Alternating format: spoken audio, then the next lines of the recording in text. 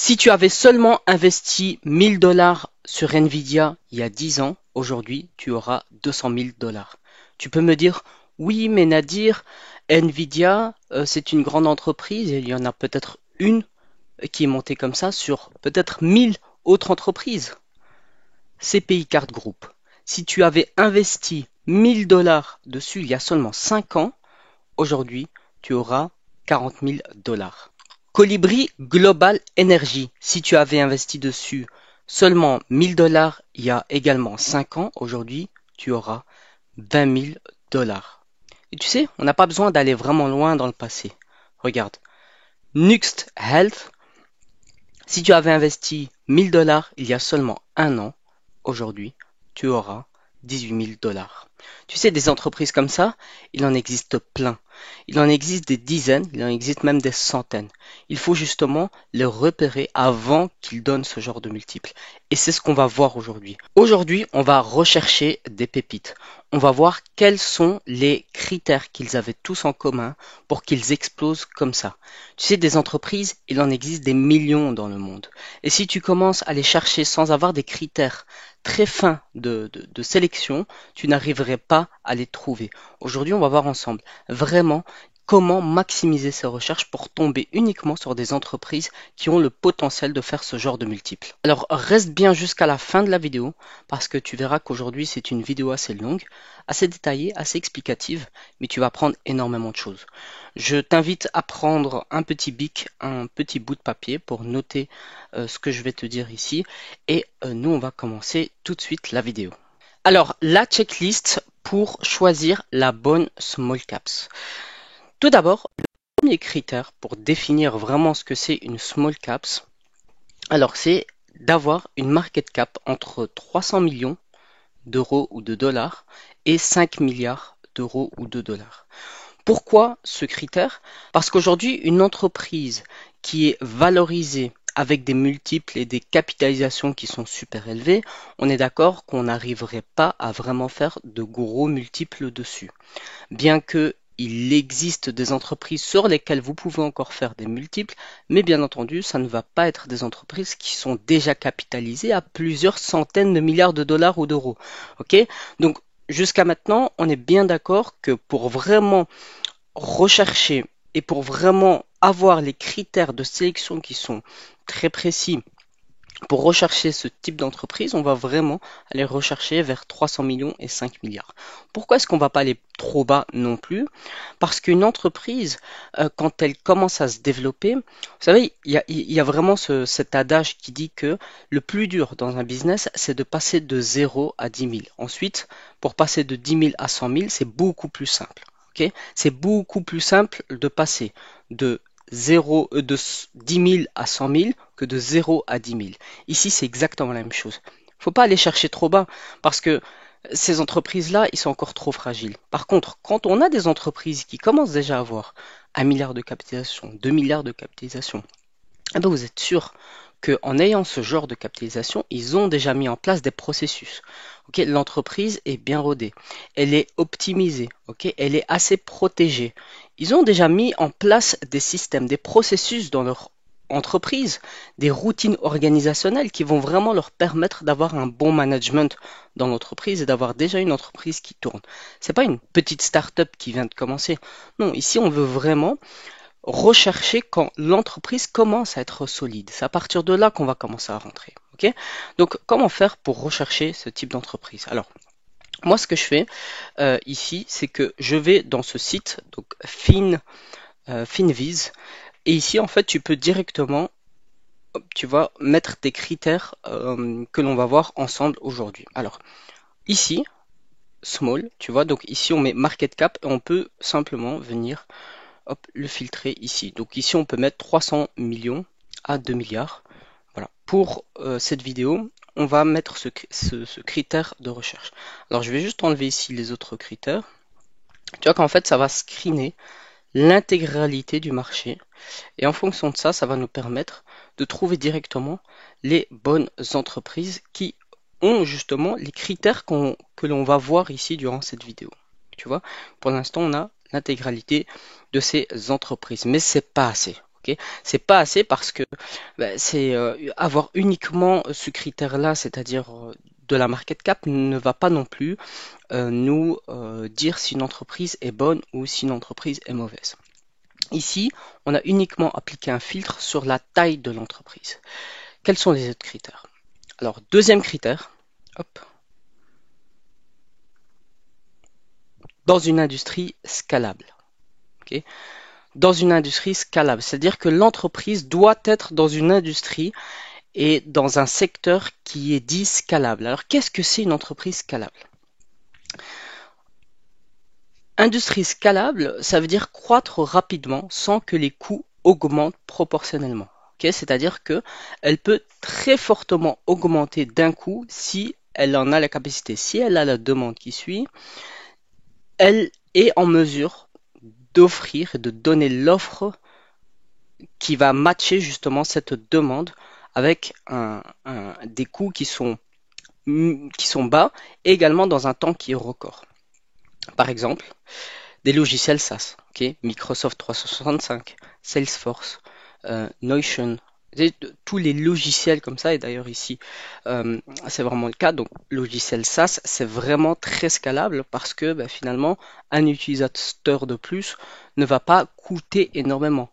Hein. Un utilisateur de plus, ça va uniquement consommer un petit peu plus de serveurs, un petit peu plus de puissance dans le serveur, mais sans plus.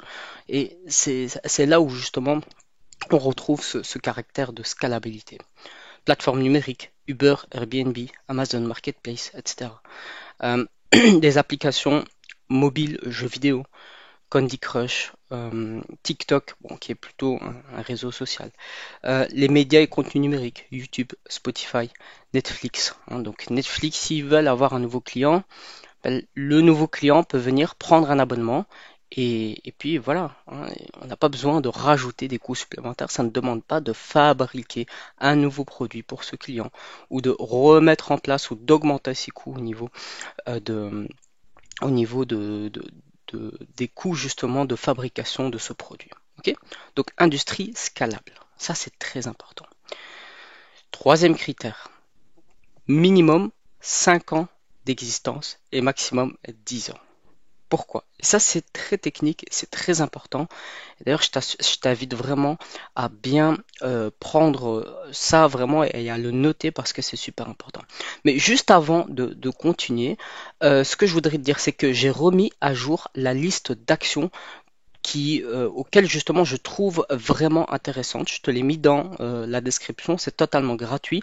Et justement, ici j'ai introduit des low caps. Ok, donc je t'ai fait une sélection d'actions que je trouve le plus intéressant que mes modèles statistiques et de machine learning ont clignoté dans le vert. Et je t'ai intégré donc des small caps dessus, c'est pour la sélection du mois de mai.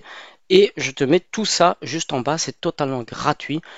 Tu peux aller checker juste après la vidéo. Bien entendu, je t'invite à refaire tes recherches par-dessus. Ce n'est pas un conseil d'investissement, c'est uniquement ma watchlist que j'ai remis à jour avec justement des small caps très intéressantes que je trouve justement très intéressantes. Ça se passe juste en bas dans la description, dans le premier lien de celle-ci. Allez, sans plus attendre, on continue avec la vidéo. Alors, je disais 5 ans d'existence et maximum 10 ans. 5 ans d'existence parce qu'une entreprise, quand elle commence en fait à se développer, elle ne va pas directement gagner de l'argent. Alors, on va voir ça juste ici. Tu vois qu'en fait, il y a un cycle de vie de l'entreprise. Okay, l'entreprise, quand elle va commencer à se créer, au départ, elle va devoir investir massivement dans la recherche de son produit, de son logiciel, commencer à engager de nouvelles personnes. Comme je t'ai dit, si c'est par exemple dans le domaine pharmaceutique, il va avoir une période pendant 5-10 ans, ils vont faire que des recherches pour backtester leurs médicaments, etc. Et c'est seulement après qu'ils vont commencer à gagner de l'argent. Donc tu vois qu'en fait une entreprise, et c'est comme ça dans la majorité des entreprises, au début, elle va commencer à investir, elle va commencer à déployer des fonds, ça va être très dur pour la mise en place, etc. Et au fur et à mesure du temps, au fur et à mesure du fait qu'elle commence à se faire connaître, à trouver ses premiers clients, sa base client, et puis ces clients-là vont recommander parce qu'ils trouvent que le produit ou le service est plutôt bien, etc. Et tout ce processus-là prend du temps jusqu'au moment où l'entreprise commence à devenir rentable. À ce moment-là, elle commence à gagner de l'argent et à ce moment-là, l'entreprise commence vraiment à battre des ailes. Et c'est la raison pour laquelle ici, j'ai fixé le seuil de 5 ans et maximum 10 ans. Pourquoi maximum 10 ans? Donc 5 ans, c'était la raison que je t'expliquais juste avant. 10 ans, parce qu'une entreprise, et ça c'est pas vrai pour toutes les entreprises qui puissent exister, mais une grosse partie et la majorité des cas, une entreprise, si elle est là pendant plus de 10 ans et qu'elle n'a pas fonctionné, ça va être très compliqué pour qu'elle fonctionne par après. Nous, ce qu'on veut, c'est vraiment des entreprises explosives.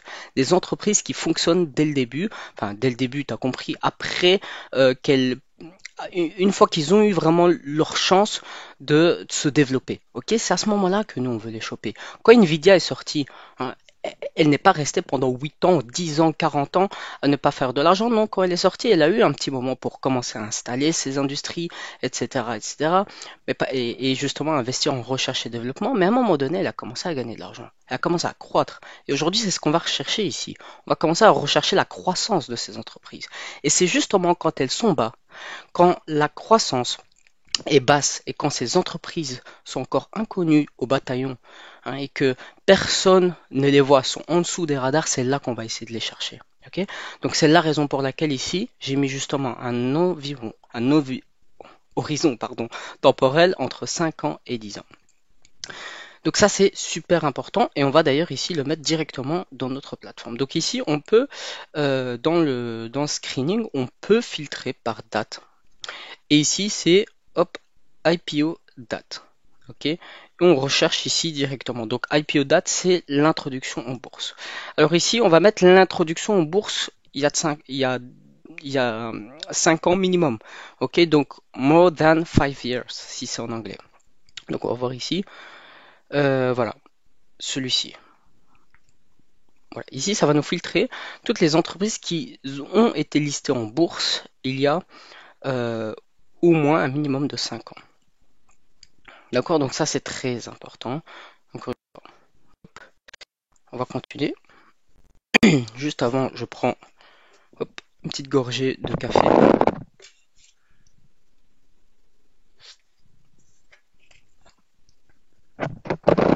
J'espère que ça n'a pas fait trop de bruit d'ailleurs. Je m'en excuse si c'est le cas. Quatrième critère, très important, l'entreprise doit gagner de l'argent. Ça ne sert à rien et je le vois tellement souvent des personnes qui investissent dans des entreprises qui ne gagnent même pas de l'argent. Et ici, d'autant plus important quand l'entreprise est petite. C'est encore beaucoup plus important d'investir dans des entreprises qui gagnent de l'argent déjà. Ça ne sert à rien d'aller s'entêter dans des entreprises qui ne génèrent zéro.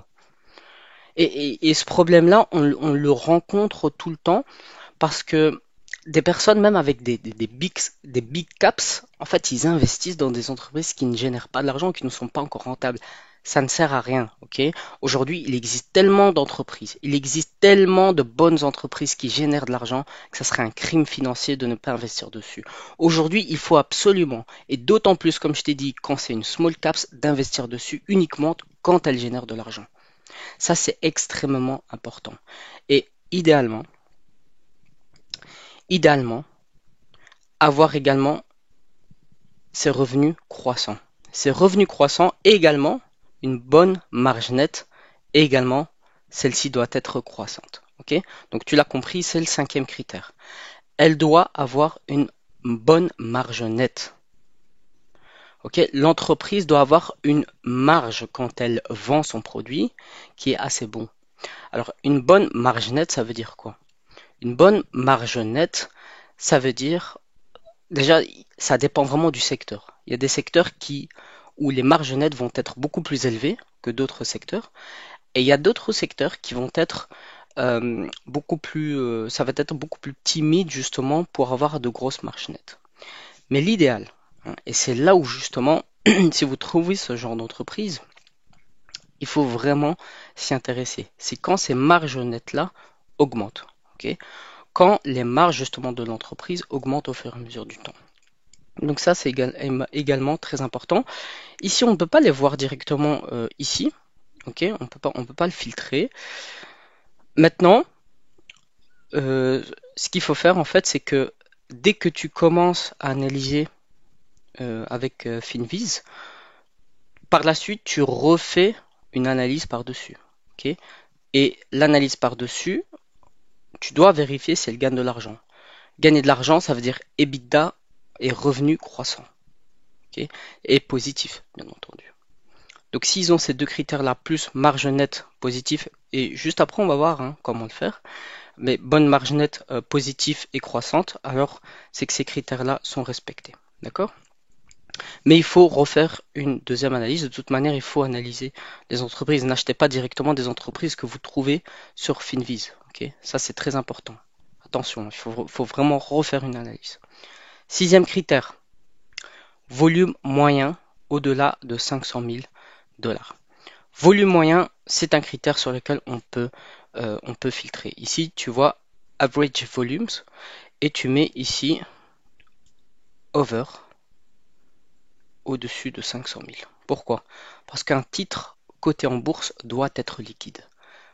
Si tu ne peux pas acheter ou revendre cet actif, mais tu vas être piégé. Franchement, tu vas être piégé. En plus de ça, ça va te prendre énormément de commissions pour commencer à les acheter, à les revendre. À chaque achat, tu vas revendre, enfin, tu vas perdre beaucoup en termes de commissions. C'est une tannée. Et tu vas avoir très difficile à les revendre. D'autant plus quand c'est des small caps. Okay, il faut que la small cap soit liquide. Et ce qui va plus ou moins garantir la liquidité d'un titre, c'est son volume. Si tu vois que ça s'échange beaucoup de fois, ça veut dire qu'il y a potentiellement des acheteurs et des vendeurs derrière qui sont prêts à échanger ce titre. Et c'est là qu'il faut y aller. Okay, donc ça, c'était vraiment les 6 critères les plus importants si vraiment on devait euh, débroussailler vraiment de façon brute. Donc maintenant, comment est-ce qu'on fait pour analyser justement le critère? Donc comme je t'ai dit, doit gagner de l'argent et avoir une bonne marge nette. On va prendre un exemple ici. Donc dans une industrie scalable. D'ailleurs, c'est vrai, je ne l'ai pas dit. Mais ici, on peut le choisir. On peut le choisir, on peut aller ici, tu vois, dans secteur. Et on va mettre par exemple ici euh, technologie.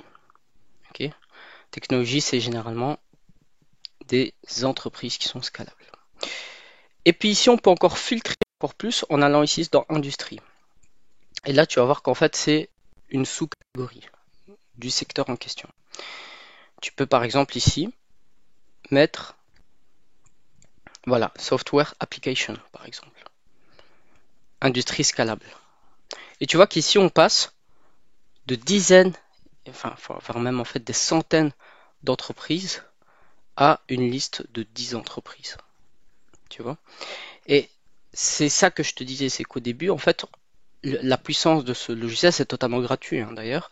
Ça te permet vraiment de mettre tous les filtres en fait que tu veux et ça te donne directement toutes les entreprises qui ont tous les filtres et tous les critères que tu lui as mis en amont.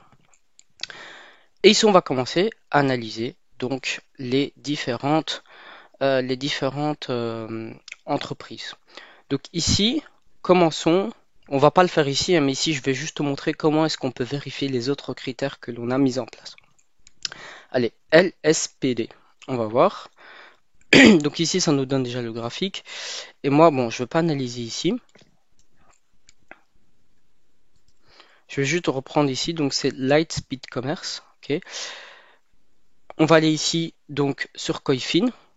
Hop, on va mettre ici, voilà, Lightspeed Commerce. Et on va analyser l'entreprise. Alors, on voit déjà qu'ici, l'entreprise, bon, le graphique, il n'est pas très beau.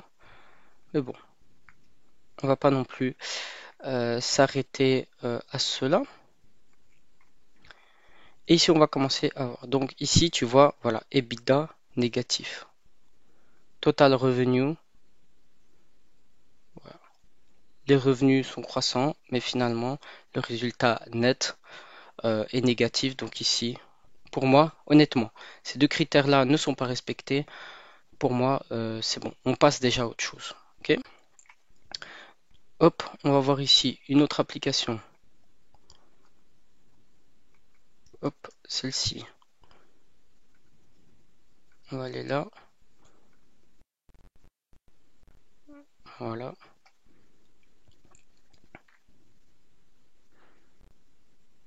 Et vous allez voir qu'en fait, c'est très difficile de trouver des entreprises qui ont ces critères-là. Ici, je vous ai mis des critères comme ça. Mais vous pouvez vous dire, oui, mais c'est des critères qui sont basiques, etc. Mais quand ils sont combinés, c'est-à-dire qu'il doit avoir ça, et ça, et ça, et ça, et ça, et ça, à la fin, vous vous retrouvez avec très peu d'entreprises.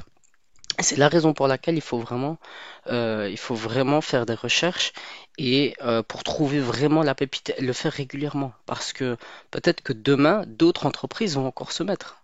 Ok.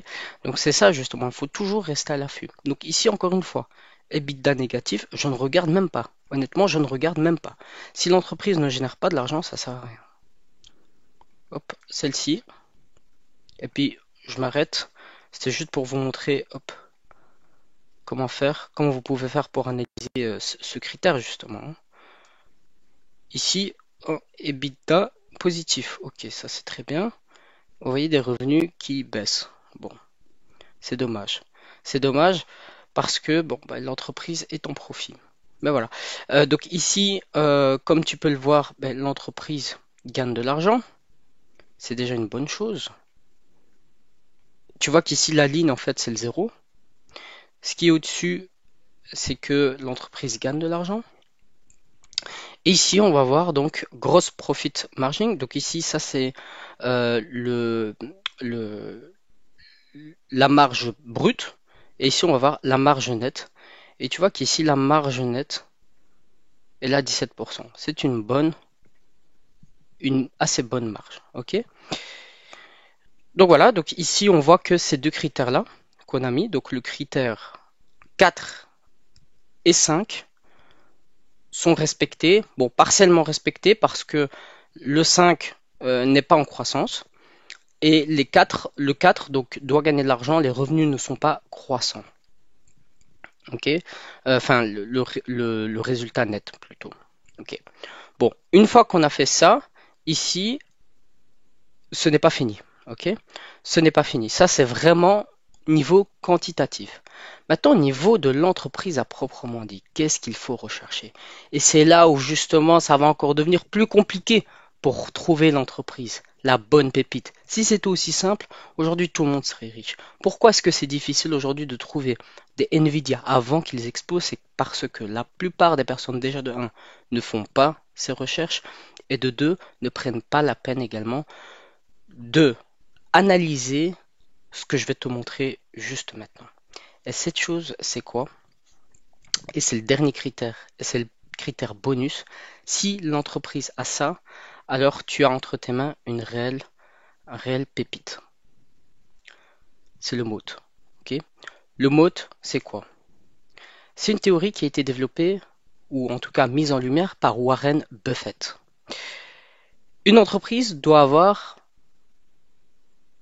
5 critères. Ok. Tout d'abord, capital intangible, un avantage de coût, un effet de réseau, coût de changement élevé, barrière à l'entrée. Qu'est-ce que ça veut dire? Eh bien, on va voir ça juste maintenant. Capital intangible, ça veut dire quoi? Ça veut dire donc actif immatériel difficile à reproduire. C'est-à-dire des choses qui sont extrêmement difficiles, ou en tout cas difficiles à reproduire pour le commun des mortels. Je ne dois pas être en mesure, moi, de créer une entreprise et du jour au lendemain de proposer la même chose que cette entreprise.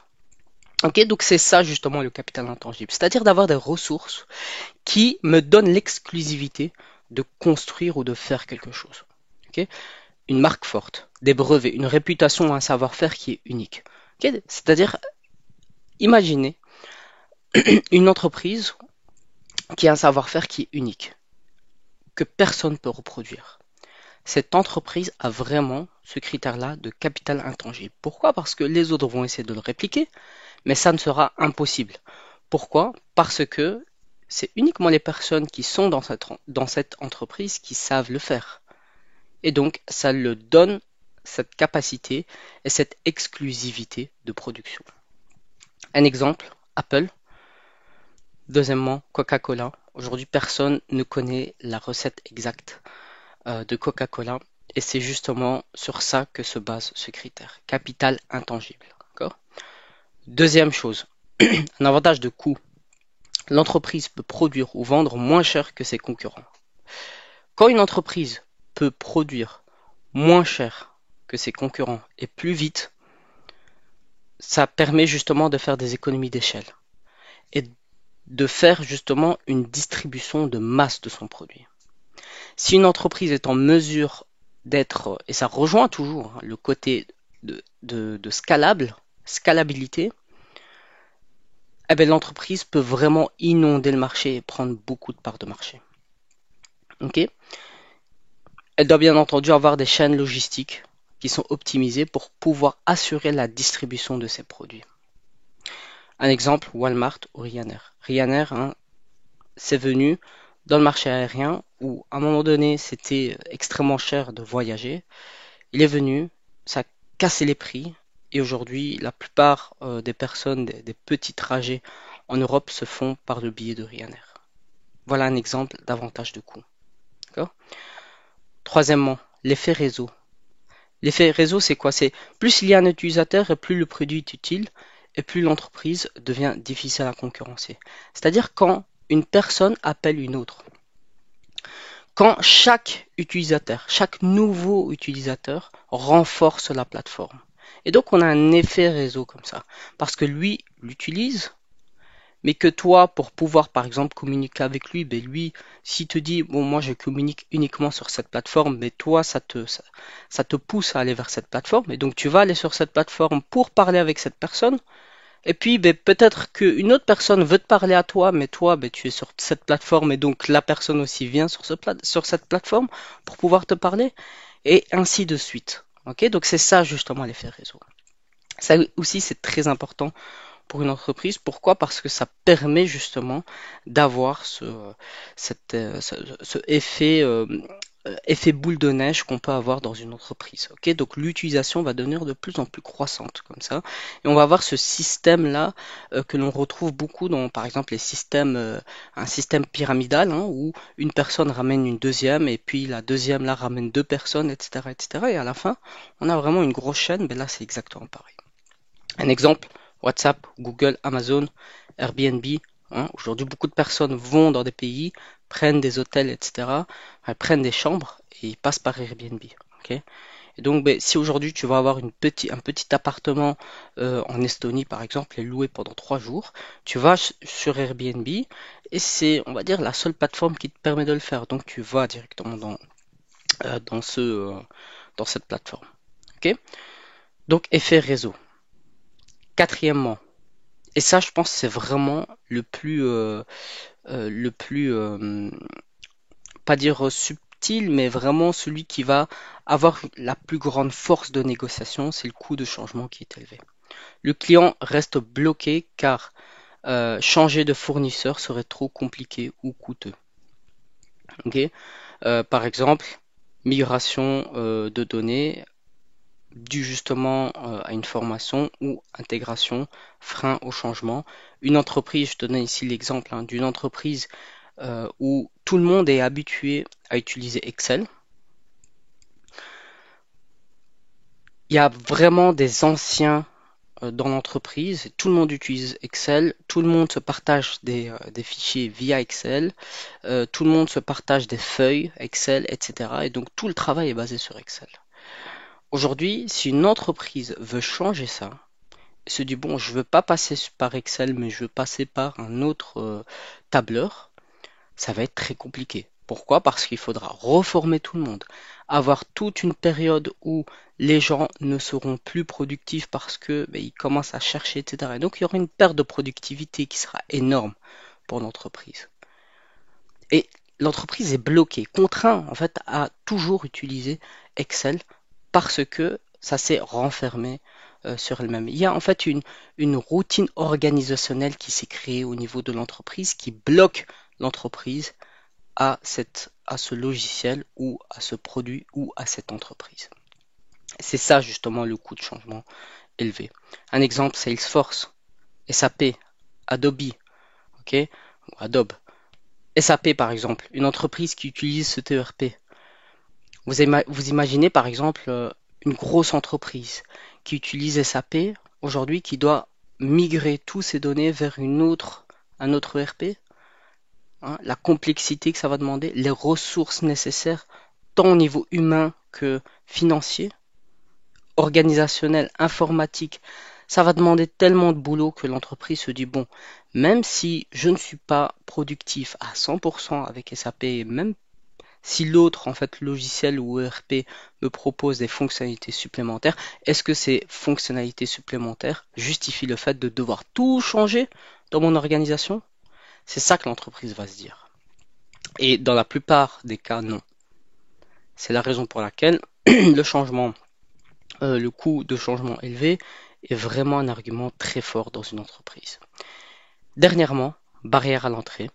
L'entreprise opère dans un secteur qui est difficile à pénétrer ou à entrer, typiquement voilà, dû à des réglementations qui sont strictes, des investissements massifs qui sont nécessaires pour pouvoir justement entrer sur ce marché, accès difficile aux clients, aux fournisseurs, des exemples pharmaceutiques, banques, hein, donc c'est-à-dire que ça demande tellement d'efforts pour rentrer sur ce marché que honnêtement la plupart des autres entreprises ne voudront même pas parce que c'est trop difficile en fait de rentrer sur ce marché. Voilà, c'est la fin de cette vidéo. J'espère vraiment que cette vidéo t'a plu.